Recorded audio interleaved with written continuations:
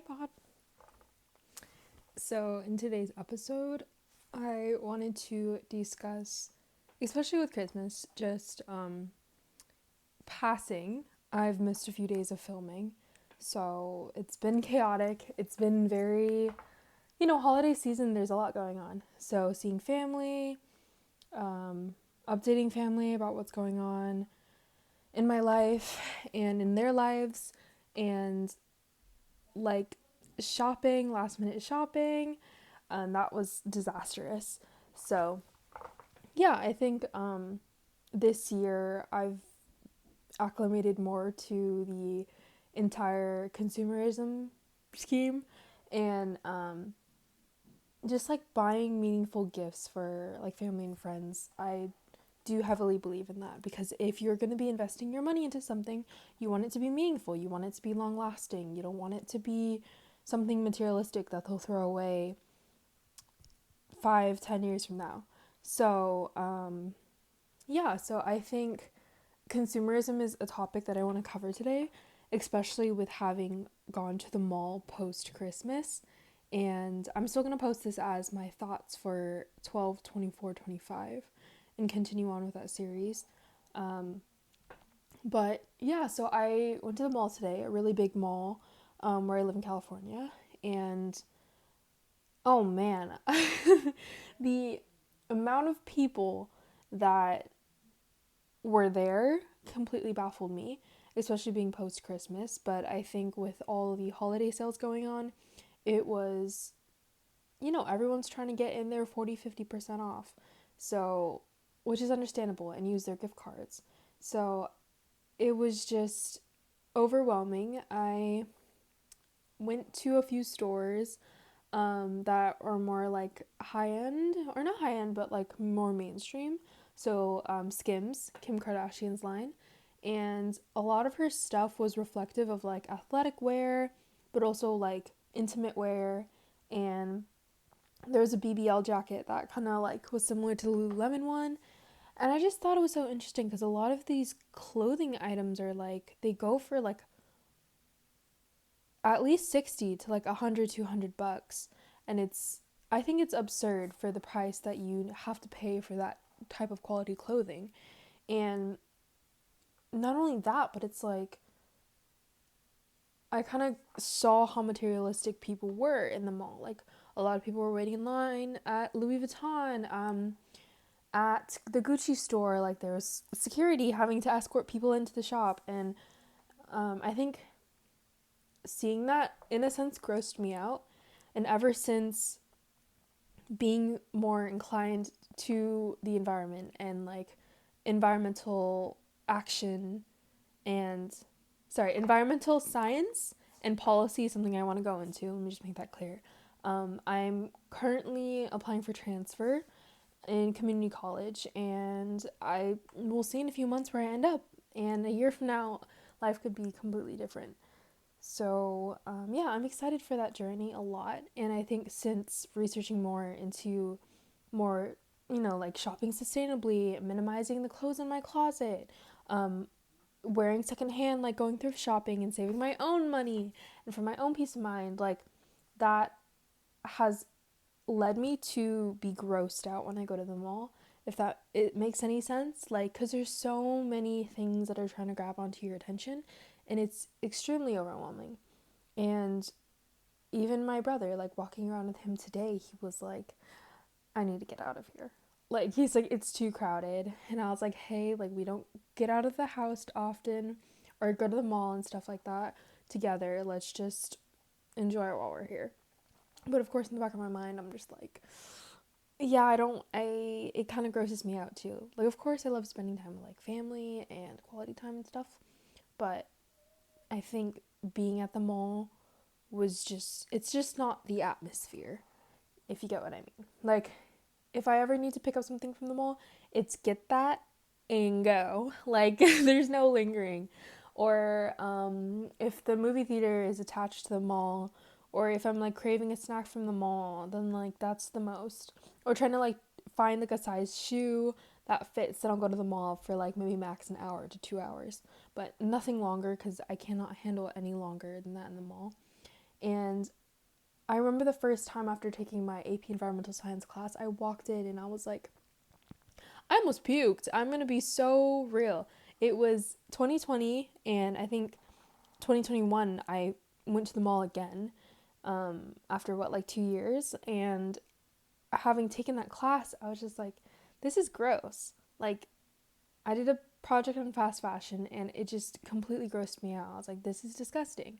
Like, all of these clothing pieces are meant to be worn seasonally and not long term. And it's very, very disposable culture. And it's like, it follows, the patterns I feel like that society has been led to through Instagram, through social media, through TikTok, through short form media, even through YouTube shorts. Like, you use something or your attention is gravitated towards it for that split second, and then you're completely taken aback by something else or or that new iPhone steals your eye, or that new computer, that new shoe line, that new trend. And I'm not gonna say I'm completely like clear of that. I definitely am a victim of my own like assault in a sense. Like, you get what I'm saying? Like, the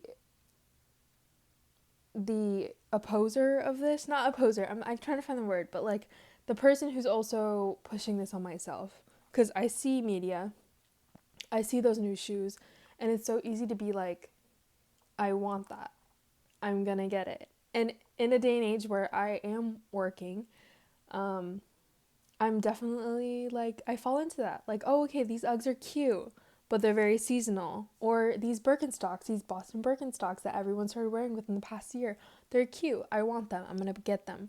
And I think I needed to step away from that and fully see the impacts of my actions and buying short term things, or like, you know, looking at TikTok shop and having this urge to buy this new skincare Korean line, or any like Asian skincare has been something I've been looking into. But like, I'll see this new trending product from CosRX and then I'm just so tempted to buy it. But then like, I think it's so important to slow down in this day and age and be like, hey, even though I want to fall into this short-term gratification, how can I step away from that for a few days, maybe a week, and see if I still need it in a week? And if I don't, then it would have been a horrible impulse buy that I really did not need to spend my money on.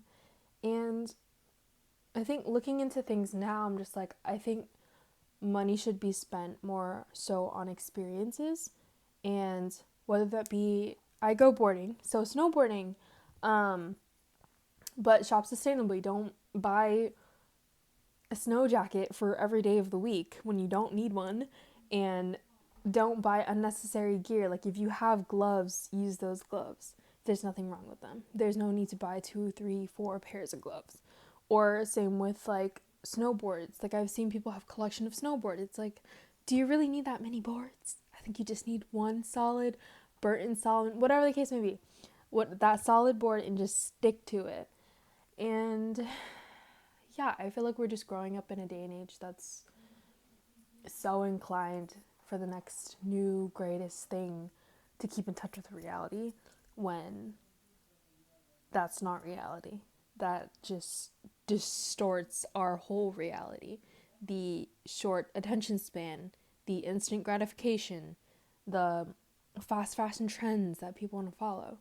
And I feel like in slowing down, people can return back to nature. Like, nature is also a great way to, I think, find yourself as well. And living near the beach, last year I used to go a lot. I think I was just coping with a lot of emotions, and going to the beach kind of just like slowed down my heart, slowed down my mind, and made me really reflective. And going to the beach, I love to bring my book, I love to read. and kind of just force myself to sit there for a few hours and get to a certain page number, or bring my journal, take my favorite pen with me, and jot away my thoughts. Um, but yeah, so short term media is toxic, is what I'm trying to say. Um, yeah, you can educate yourself. I definitely think that's for sure. Like, I even find myself still scrolling, but I think I'm trying to tailor my um, the media and the things that I consume more into content that I think is meaningful. Like, I love to watch reels on snowboarding tricks or snowboarding conditioning hacks, um, and staying up to date with like the mountain and the powder conditions, like that type of stuff, instead of scrolling and watching videos of AI cats and dogs. And I'm not hating on anyone that does, but like continuously scrolling through that stuff, the brain rot stuff, I am trying to step away from that. And yeah, or even like staying up to date on the newest environmental science policies or environmental action policies in the United States or the European Union or like Canada, like what's going on in the world. Um, and reading books has made me appreciate long form media more, because I have to actually sit through 300 pages and can't just BS it. And also skimming it, it's like, okay, if you're gonna skim it, what's the point?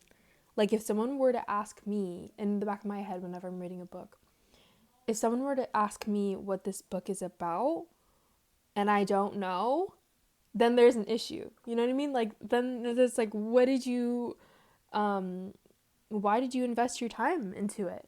And one of the books actually that I'm reading right, or just finished reading, is called California California Against the Sea by Rosanna Shia. And I 10 out of 10 recommend the book. I think a little overview, because I think I'm going to do like a little book review in another video.